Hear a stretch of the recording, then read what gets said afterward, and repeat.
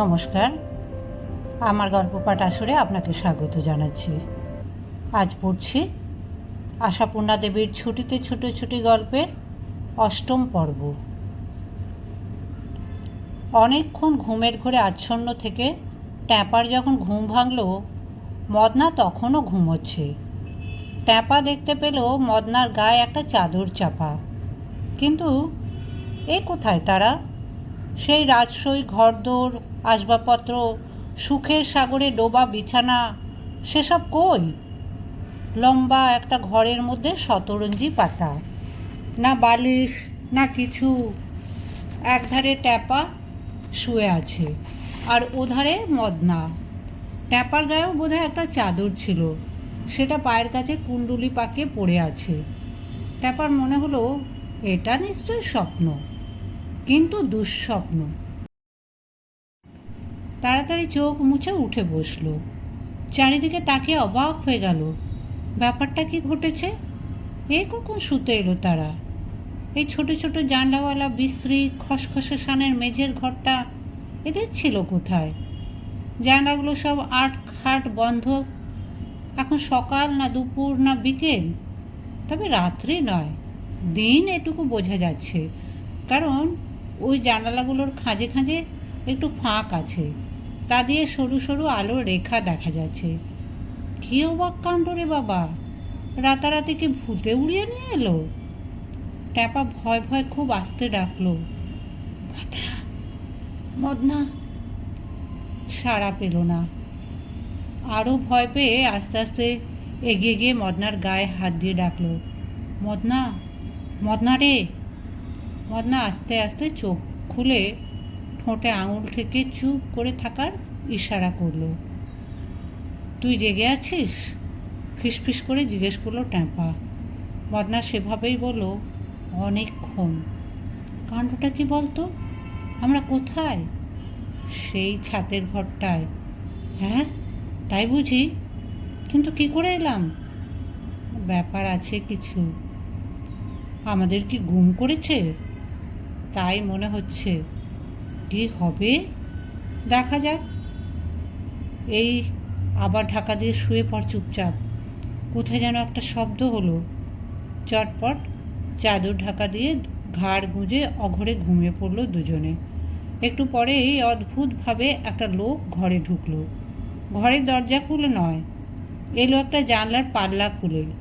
ওই পাল্লাটার সঙ্গে জানলার গ্রিলটা আঁটা, কাজেই বন্ধ থাকলে বোঝা যায় না, ফাঁকা। যদিও ছোট্ট জানলা, তবু লোকটা বেশ সুকৌশলেই ঢুকে এলো এবং উঁচু দেওয়াল থেকে সাবধান নিঃশব্দে মেঝে লাফিয়ে পড়ে ফাঁকা জানলা দিয়ে একটা দড়ি মই উঠিয়ে নিয়ে জানলাটা আবার জোরে চেপে বন্ধ করে দিল। তার মানে লক হয়ে গেল। ওদিক থেকে চাবি ছাড়া খোলা যাবে না। অঘরে ঘুমের মধ্যে তো আর চোখ পিটপিট করা যায় না, কাজের এই দৃশ্যটা দেখতে পেল না ওরা। তবু যেন আন্দাজে ধরতে পারল।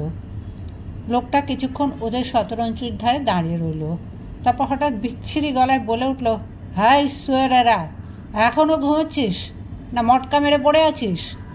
শুয়োররা শুনে রাগে মাথা জ্বলে গেলেও অঘোর ঘুমের মধ্যে তো আর তেড়ে ওঠা যায় না। লোকটা পা দিয়ে ওদের গায়ে একটু আস্তে করে ঠক্কর দিয়ে বলল, এই শয়তানের ছাড়ারা, বেঁচে আছিস না মরে গেছিস? ওরা নিথর, গায়ে পা ঠেকানোর শোধ সুযোগ পেলে নেবে। এখন ধরে নিচ্ছে তারা মরা। ট্যাপা সব সময় মদনকে গুরুর আসন দিয়ে থাকে। ও ততক্ষণই বোঝা চোখ আর গোঁজা ঘাড় নিয়ে মরার পার্ট প্লে করে যাবে, যতক্ষণ না মদনার গলা থেকে কোনো সাড়া পাওয়া যাবে। লোকটা আর একবার আরেকটু জোর ঠক্কর দিয়ে বলে উঠল, হ্যাঁ উল্লুকরা, উঠবি কি উঠবি না?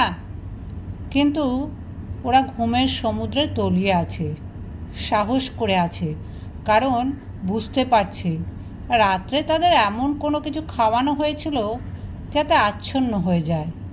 এখনও চোখে এমন ঘুম জড়িয়ে আছে যে মনে হচ্ছে এভাবে চোখ বুজে পড়ে থাকলে আবার সত্যিই অঘরে ঘুমিয়ে পড়তে পারে।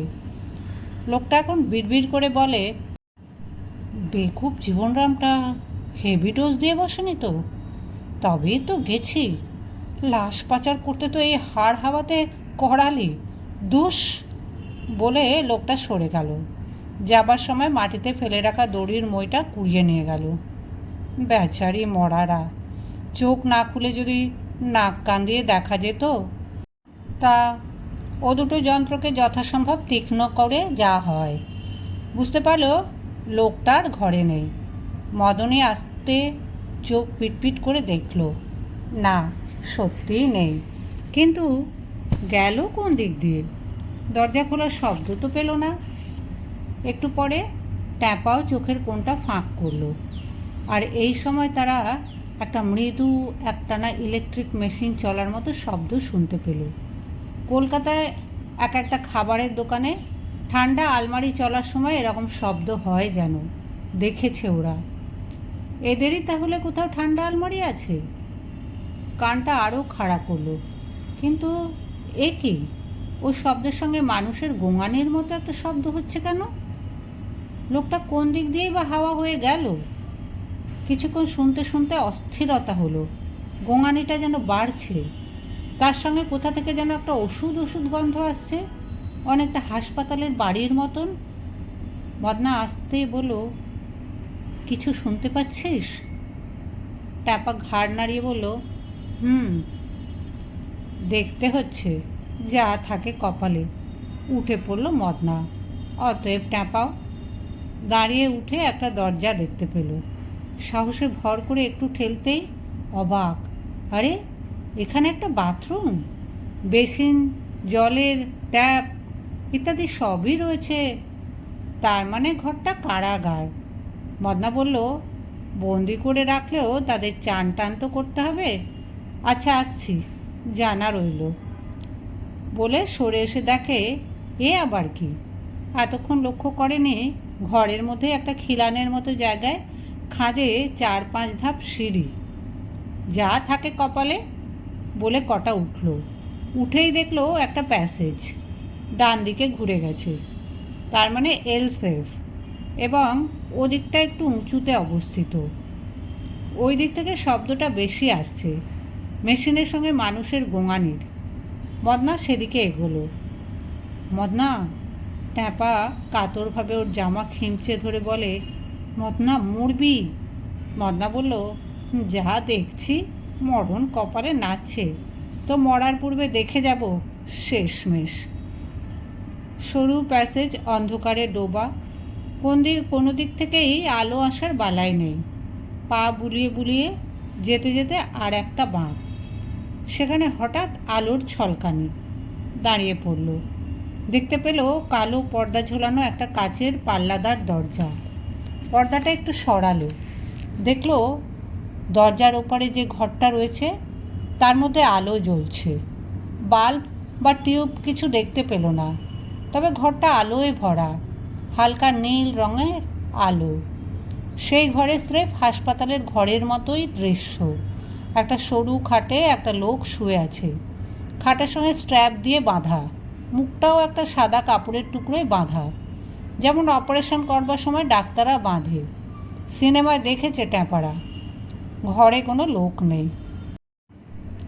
পর্দা ফেলা বন্ধ কাচের দরজার সামনে দাঁড়িয়েও বুঝতে পারল মদনা, গোঙানিটা ওই বাঁধা মুখ থেকে বেরোচ্ছে, এবং এর বুঝতে পারল মেশিনের শব্দ, আর ওই শব্দটা কম শোনাচ্ছে কাঁচের মধ্য থেকে বলে, নয়তো বোধহয় বেশ জোরালোই। আস্তে আস্তে ঘরের মধ্যেটা সব চোখে পড়ছে। রুগীটার মাথায় কেমন যেন একটা ঝকঝকে ফ্রেম ফিট করা, সঙ্গে চকচকে ঝকঝকে আরও কী সব যন্ত্রপাতি, মাথার কাছে একটা টুলের ওপর বসানো। একটু পরে গোঙানির শব্দটা থেমে গেল। ক্ষণ পরেই মেশিন চলা শব্দটাও। কেউ কোথাও নেই। সুইচ নেভালো কে? কোনো অদৃশ্য লোক থেকেই কাজকর্ম চলছে তাহলে। ওদিকে কাঁচের ওপারে অদ্ভুত দৃশ্য। এদিকে পর্দার একটু কোণ সরিয়ে দুটো ছেলে পাথরের পুতুলের মতো স্থির হয়ে দাঁড়িয়ে, কিন্তু ক্রমশই যা দেখতে পাচ্ছে তা সত্যিই পাথর হয়ে যাবে না তো? কি দেখতে পেল ট্যাপা মদনা? দেখতে পেল ঘরের একদিকে দেওয়াল আস্তে আস্তে সরতে লাগলো, আরও আরও, বেশ খানিকটা ফাঁক হয়ে গেল।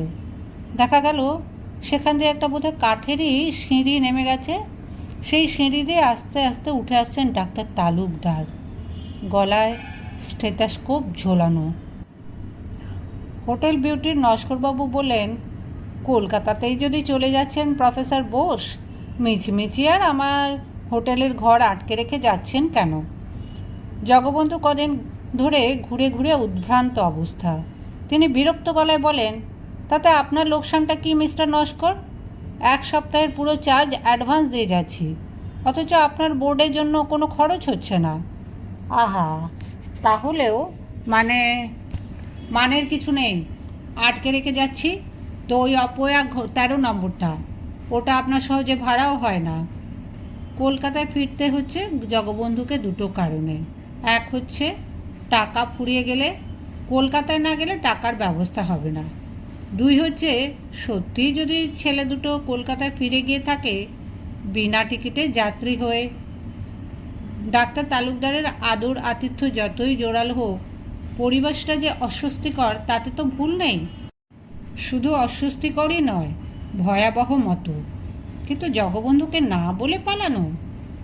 কি জানি, হয়তো ভেবেছিল আমি যেতে বাধা দেব, অথচ আমাকে সত্যি বলতে পারে না। আমাদের নিয়ে আজই ফিরে চলুন।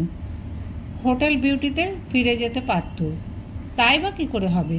টাকা পয়সা সঙ্গে আছে। আরও একবার মনটা দুঃখে ভরে গেল জগবন্ধু বোসের, ওদের হাতে টাকা দিয়ে রাখেননি বলে। মনের অবস্থা দারুণ খারাপ জগবন্ধুর। জলজ্যান্ত দুটো ছেলে হারিয়ে গেল, অথচ পুলিশকে জানাতে পারছেন না। যাচ্ছিলেন একদিন মরিয়া হয়ে। নিবৃত্ত করলেন নস্করবাবু, বললেন, ভেবেচিন্তে কাজ করুন মশাই। গেলেই তো জিজ্ঞেস করবে কে হারিয়েছে আপনার। কি বলবেন? বিউটি হোটেলে মিথ্যে পরিচয় দিয়ে পার পাওয়া যায় মশাই, পুলিশের কাছে যায় না। তারপর এদিকে যাদের হারিয়ে আপনি পাগল হয়ে ঘুরে বেড়াচ্ছেন, তাদের নাম জিজ্ঞেস করলে তো আপনাকে নোটবুক খুলতে হবে। নাম, বয়স, বাপ ঠাকুরদার কুলুজি সব নিয়ে যখন জেরা করতে শুরু করবে, তখন জানেন শেষ অবধি এই হবে, আপনাকেই সন্দেহজনক ব্যক্তি বলে অ্যারেস্ট করে বসবে। এসব শোনার পর আর উপথ মারাতে সাহস হয়নি জগবন্ধুর। তবে আর কতদিন একই জায়গায় ঘোরাঘুরি করবেন? 2nd ক্লাসের টিকিট করলেন। এখনও আশা, যদি বিনা টিকিটে যাত্রীর সঙ্গে পথেই দেখা হয়ে যায়। আহা, তারা যে তখন কোথায়! যদি স্বপ্নেও ভাবতে পারতেন প্রফেসর বোস